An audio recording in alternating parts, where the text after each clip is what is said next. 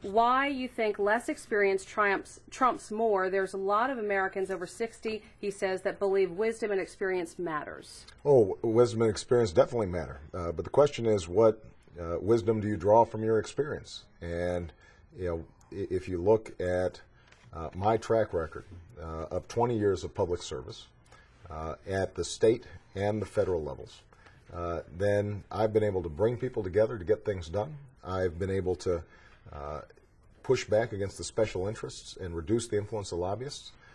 And I've been able to bring about concrete changes that really make a difference in the lives of American people. So I think the question is your experience rooted in the real lives of real people? And are you able to learn from your experience? That's what I've been able to do, and that's why I think I'm best equipped to lead. We continue to get questions from our viewers. We did a story debunking some of the apparent myths that are out there about you earlier in the week. We asked again last night, questions for Obama. Here comes more questions about faith and patriotism. Right.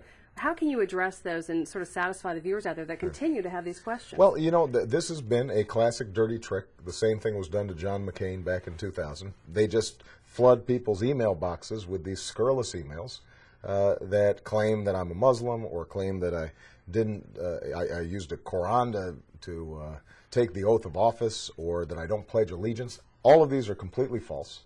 I've been the same member of my Christian church for the last 20 years. I have used my family Bible to take the oath of office, and I not only have pledged allegiance since I was 3, but actually sometimes open up and preside over the Senate by pledging allegiance. So it's on C-SPAN.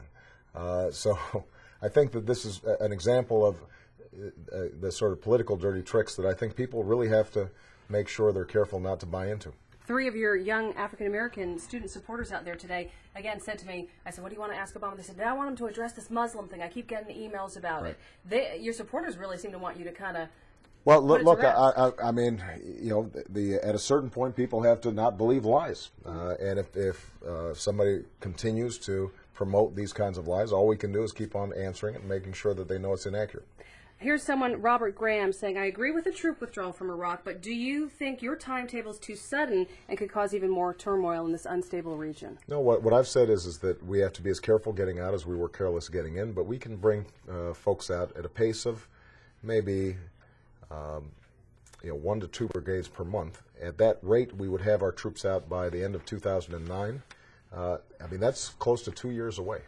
That should be enough time for the Iraqis to stabilize their government, to come to the political accommodations that are necessary in order for them to move forward. And we have to send a clear signal that we have done our best in this region. We have successfully deposed Saddam Hussein. Our troops have performed brilliantly, but it's now time for them to come home. What if you get into office and perhaps you've misread it, and you get in there, you take the first couple of brigades out, maybe 4, and then you realize this isn't working? I mean, are you flexible in the sense that you would respond to the situation as it unfolds? Yeah, I think a commander-in-chief always has to respond to the situation on the ground, and this would be done in consultation with the Joint Chiefs and commanders on the ground. But it is important for us not to get locked into the perspective that, for example, John McCain expressed the other day, where we might be there 50 years or 60 years or 100 years. We can't afford it. Not only in terms of the lives lost, but we're spending $9–10 billion a month. We are bankrupting our treasury, sustaining this war that has not made us more safe. I think it is time for us to move on.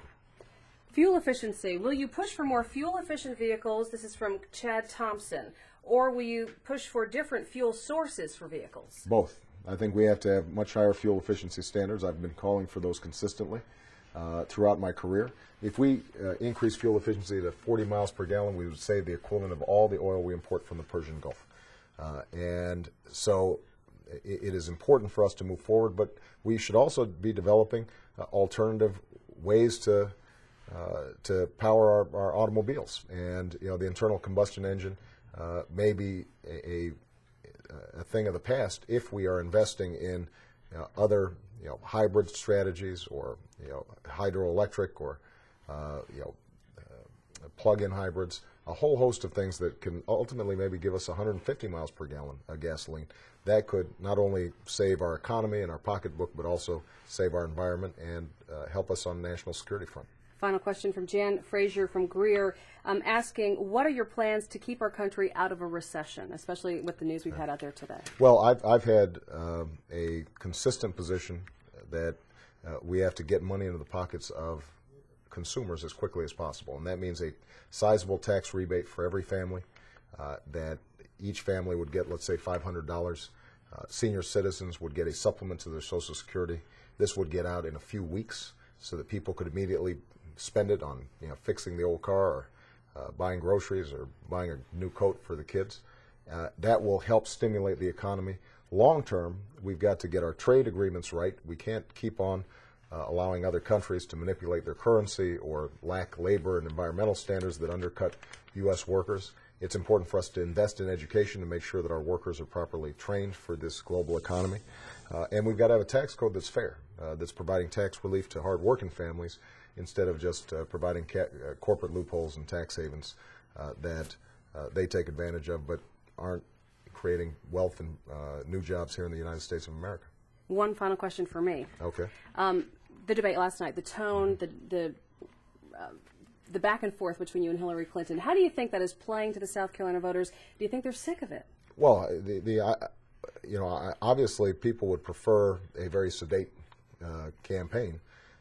The only problem is that if for the last month the Clintons have consistently made stuff up about me, at some point you've got to get it corrected.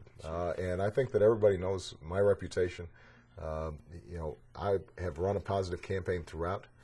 I have not engaged in a lot of this back and forth. This is something that I think they're a little more accustomed to. But I don't think it's the kind of politics that we want to see, and it's not the kind of politics I want to engage in. But what I can allow them to do is to continually misstate my record. At some point, you have to make sure that it gets corrected. Did anyone make you promise you're coming back as president to Greenwood? I think the president of the university just August or September he said it, and nominee I suppose they need to ask again after I was inaugurated. Right, absolutely. Thank you good so luck. much.